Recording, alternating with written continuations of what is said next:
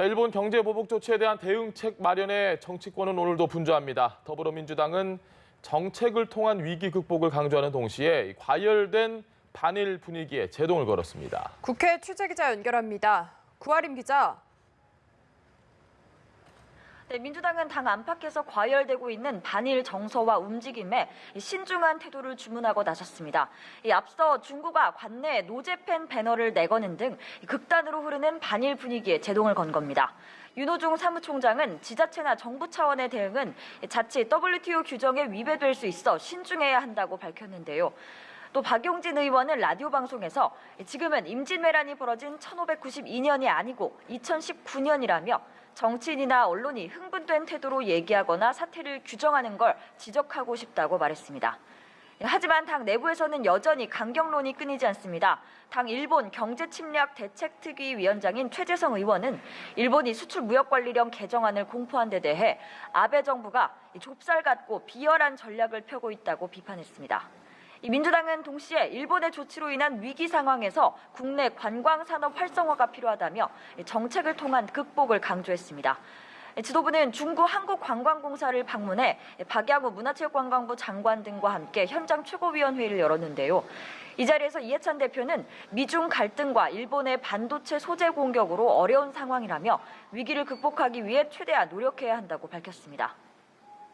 네, 자유한국당은 경제 대전환이 필요하다고 하면서도 안보 위기 상황인 점에 방점을 찍었죠. 야권 분위기도 전해주시죠.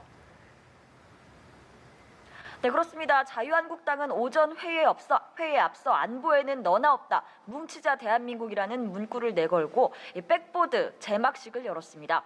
북한의 미사일 도발로 인해 안보 위기 상황에 처했다는 점을 강조한 건데요. 어제 민주당이 안중근 의사 글귀를 걸개막으로 내건 것과 대조되는 모습입니다. 한국당 황교안 대표는 문재인 대통령이 일본 수출 규제에는 국무회의 생중계까지 하더니 북한의 미사일 도발에는 벙어리가 돼버렸다고 꼬집었습니다. 또 미사일을 쏘는 북한과 무슨 경제협력이 가능하겠느냐며 일본 경제보복에 대한 정부의 대응이 미흡하다고 비판했습니다. 나경원 원내대표 역시 이대로 가면 대한민국이 샌드위치 신세를 지나 주변 열강들이 짓누르고 뭉개는 주먹밥 신세가 될 것이라며 정부의 안보 대응을 비판했습니다. 또 바른미래당 손학규 대표도 안보가 심각한 위협을 받고 있다며 북한은 군사적 도발이 평화에 어떤 도움도 되지 않는다는 점을 깨달아야 한다고 촉구했습니다. 네, 구하림 기자, 그리고 바른미래당과 민주평화당 내부 분위기 심상치 않습니다. 정계 개편을 앞둔 움직임으로 볼 수도 있을 것 같은데 관련 내용 자세히 전해주시죠. 네, 한국당 나경원 원내대표가 바른미래당 유승민 의원을 향해 공개적으로 러브콜을 보낸 것을 두고 야권의 파장이 일고 있습니다.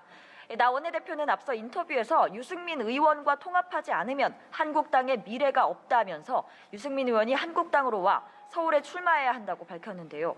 이에 대해 유승민 의원은 나 원내대표와 따로 만난 적이 없고 지금 따로 드릴 말씀이 없다고 얘기했지만 바른미래당 손학규 대표는 구체적인 이야기가 많이 진행될 것 같다면서 유 의원이 솔직해져야 한다고 말했습니다.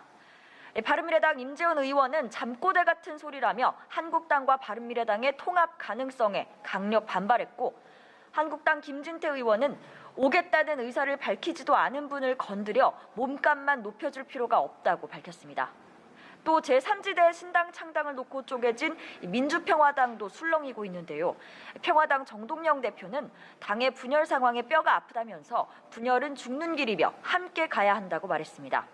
신당 창당을 위해 지도부가 물러나야 한다는 비당권파 요구를 사실상 받아들이지 않은 겁니다. 평화당 박지원 의원은 라디오 방송에서 정동영 대표와 유성엽 원내대표가 오늘 만나 대화하기로 했지만 사실상 끝나는 게 아닌가 한다고 얘기했는데요. 특단의 결단을 예고한 비당권파가 어떤 행보를 보일지 주목됩니다. 지금까지 국회에서 전해드렸습니다.